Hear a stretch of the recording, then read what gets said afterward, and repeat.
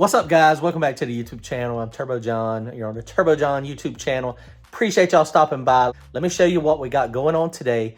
Getting the car ready for dig or die racing. We added weight, and so we had to make a few other changes. But today I'm going to show you real quick one of the changes that we made. I think this is going to be a lot easier on the program. It'll just make it easier for us to change tires back and forth. We went to McFab the other day. I got a new wheel. They bead-locked the one wheel that was damaged. We replaced it, so now I've got two sets of wheels.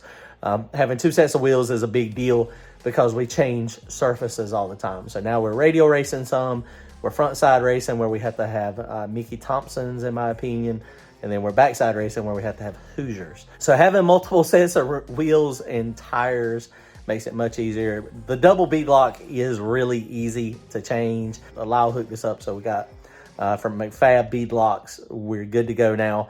So now we got back to our second set of wheels, and the offset was a little bit different. So this wheel, I don't know if y'all remember, a couple months ago, I put the old wheel on it, and it's got a little bit different backspacing. It's like a 3.5 inch backspacing versus a 4.5 inch backspacing that I had on the car. This one tucks it out, but in order for it to fit, I had to modify the wheel wells. So a lot of people will roll the fender well. They'll roll the lip up under there to get clearance. There's some tools you can buy to do that, but that's not what I did. I actually cut it. Let me show you what I did. I'll show you exactly how it fit. I'll show you how to do it if you want to do it. It's pretty easy. Comment, like, and subscribe if y'all want to support the channel. Head to turbojohnracing.com. We got hats and t-shirts. We've also got broke parts that we have signed if anybody's interested in some of that stuff for a Christmas present. Appreciate it, guys. Hang on. All right, guys, so I just put up the video that McFab did for me. This is another Pro Star. We bought a brand new one. I was trying to find a used one, but couldn't find one with the right offset. So that's our double bead lock we got there. So we got the Hoosier on this one. Just got this one done not too long ago. I actually got it done before we went to Vegas, but I didn't get to do the other side. This is the wheel that we wrecked. See how it's pushed in real far. So that's why that didn't work. Notice that this fits pretty good. You can't really see it sitting on the ground. I'll set it on the ground in a minute and show you. But essentially what I did is I took a side grinder. I just got done on this other side here. So let me show it to you. Here is the piece. This is the inner fender well. And so this, I should have taken a picture of it before I cut it off, but this was actually right here. And so that, you know, that's obviously about an inch or so wide. So it wouldn't fit. So that wheel just would not fit the way it was. And so what I did is it's got a little bit of grinding dust on it, but this is, I didn't mess the paint up any at all. I can take my fingers and rub on this so there's no sharp edges. So that's good. But essentially I just cut it. And so this was factory style here. So it was this lip all the way around here. So it's very easy to do. I took my handy dandy side grinder. I use this little cutoff wheel. They make cutoff wheels that are thinner than this, but this one was just a regular one. It's the thin one, a 1/16 of an inch thick, so that's not very thick. So that, cut it off, and then I took this flap disc and smoothed it all out. So you can see up under there real good. It's not, you can see under there real good. The lip is very, very, very small, but it's very clean. It's very non-sharp. So that's a good thing. So no sharp edges. It's going to cut the tire. I've not done it yet, but I'm going to you can take a hammer and fold this around, or you can use an adjustable wrench and kind of bend it down and grab it and kind of gently walk it around and fold it. And then that will give you a good finish as well. So let me show you the finished product here. I'm gonna roll that over, and then I'm gonna get the wheel on it. And actually first I gotta get the tire on the other wheel. I'll go ahead and do that, and then I'll come back and show you the finished product with it actually sitting on the ground. Hang on. All right, guys, real quick, I want to show y'all something else real fast too.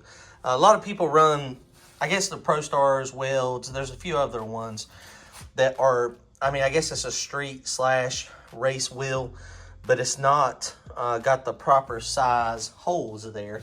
Normally you use a 1/2 inch stud, and then you have a shank style lug nut that goes into the actual wheel to keep it centered and to make it sure it doesn't move. Ideally, these things would be hub centric, but you know, a lot of people just depend on the lugs to make them centered. And that's the same way with this one. See how everything kind of sticks out. But the thing is, this is a 5/8 stud, and you notice it's got 5/8 thread on it. But if you also notice, the shank back there is bigger. So this wheel, if you try to slide it on to this stud, it will not go on. It'll go on over the threaded part, but when it gets back there to the shank, it won't go in. So in order to fix this, then you just take a regular hand drill, and then you just drill down through there straight as you can. And this welds have a piece on the inside. It's a thicker piece of aluminum, and that's actually already bigger. So all you have to do is open up the outside on these, and then on the same one on the other side. So I'll just take my drill bit and go through both sides, and then it'll pop right on. All right, boys, we went ahead and got this tire mounted up on this wheel. That was a little gouge I was talking about from the crash, but the ring is fine. So like I was saying, these will not fit over that wheel stud. So you go to the hardware store, get yourself an 11/16 bit, and that's what you need to open this up to. You can do it by hand, you can do it with a drill. Like I was saying too, the inside on that is obviously bigger. So all you're doing is just opening up this edge here, and then the one on the other side as well. You know, I guess it depends on how much stud you have coming through. You could just open up the back if you didn't have a big shank, but the shank is long enough on mine to where it goes through the whole thing. All right, boys, well, here you go. This is the final look here. Wow, that looks really good. It looks so good. This side is still not quite centered. This one's moved this way just a tad toward the passenger side. Got plenty of room up under here though, so that's good. Probably going to get under there and adjust that wishbone just a little bit more. We adjusted and got it closer last time, but it's just barely, it's maybe a 1/4 inch difference. I'm gonna slide this over. That fits really good. Wheels fit on there nice and tight. So really only probably 2 of those were just a tad on the snug side. So they might be supposed to become 11/16. So I don't know, but that's it. The wheels fit, they look amazing. So we got the Hoosiers on it, so we're ready to go backside testing this weekend. We're going to go to Thunder Valley, backside. They're doing a race. Depending on how it goes with testing, we might jump in the race. I think they're a couple $100 entry fee. So we'll see how it goes. But really excited to go race this thing this weekend, see how it does with the backside tune-up. So here we go, guys. Comment, like, and subscribe. We'll see y'all later.